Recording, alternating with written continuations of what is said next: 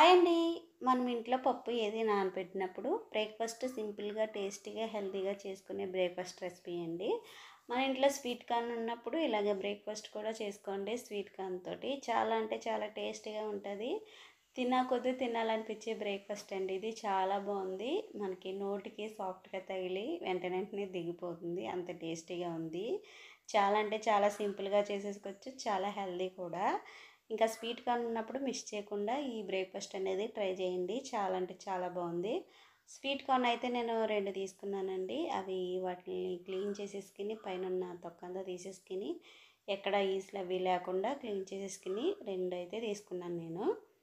ఇంకా వీటినైతే కట్ చేసుకుందాము. చాక్‌తో అయితే త్వరగా కట్ చేసుకోవచ్చండి. ఇంకా చాక్‌తో అయితే నేను కట్ చేసేస్తున్నాను. ఇంకా స్వీట్ కార్న్ పీసెస్ అయితే తీసేసుకుందాము. ఒక బౌల్లోకి అయితే తీసేసుకున్నాను. ఇవి మిక్సీ అయితే పెట్టేద్దాము. మిక్సీ జార్లో వేసుకొని ఇంకా కొంచెం వాటర్ వేసుకొని మూత పెట్టి మిక్సీ పెట్టేద్దాము.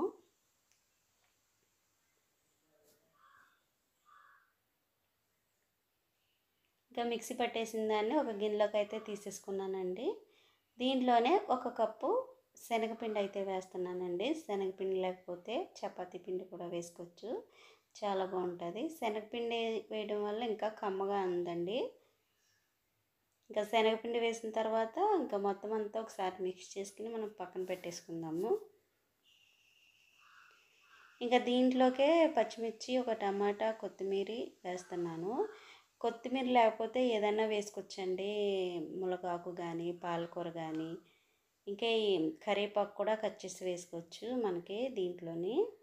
ఇంకా నేను ఇవన్నీ వెజిటబుల్స్ అన్నీ కట్ చేసి వేస్తున్నాను. క్యారెట్ కూడా వేసుకోవచ్చు. ఇవన్నీ కట్ చేసి వేసేస్తున్నాను.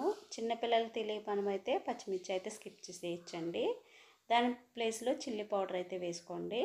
ఇంకా కొద్దిగా వాము కూడా వేసుకోవాలి, మిరియాల పౌడర్, ఇంకా సాల్ట్, ఇంకా కొద్దిగా పసుపు వేసుకుని మొత్తం అంతా ఒకసారి మిక్స్ చేసుకుందాము. చిల్లీ ఫ్లేక్స్ కూడా వేసాను.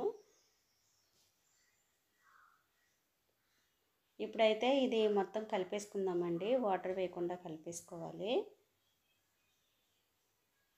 కలిపేసుకున్న తర్వాత వాటర్ అయితే వేస్తున్నాను నేను.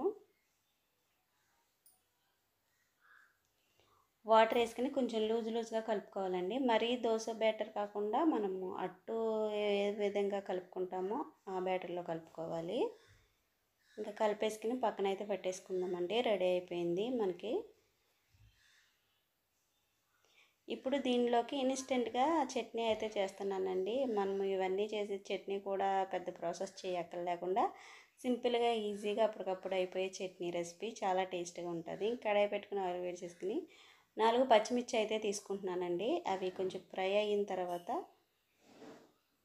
ఒక పెద్ద మీడియం ఒక టమాటా అయితే తీసుకున్నానండి పెద్దది.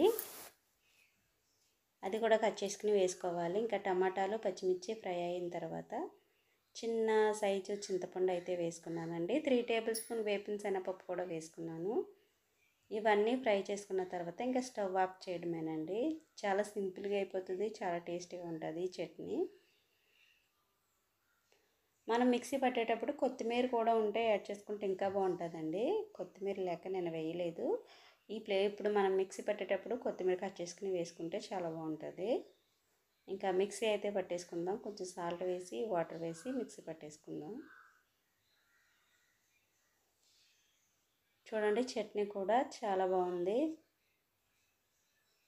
చాలా టేస్టీగా ఉంటుంది. ఇంకా చట్నీ కూడా రెడీ అయిపోయింది. ఇప్పుడు అట్టు అయితే వేసేసుకుందామండి. ఇంకా నేను చట్నీకి వేపిన కడాయిలోనే అట్టు అయితే పోసేసుకుంటున్నాను.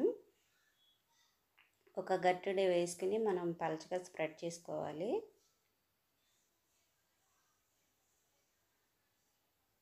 ఇంకా మీడియం ఫ్లేమ్లో పెట్టుకుని కాల్చుకోవటమే.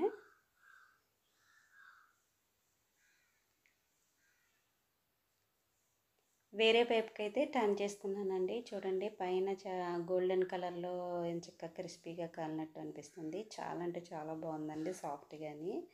ఇంకా తీసేసుకున్నాను ఒక ప్లేట్లోకి. ఇంకో అట్టు అయితే వేస్తున్నాను.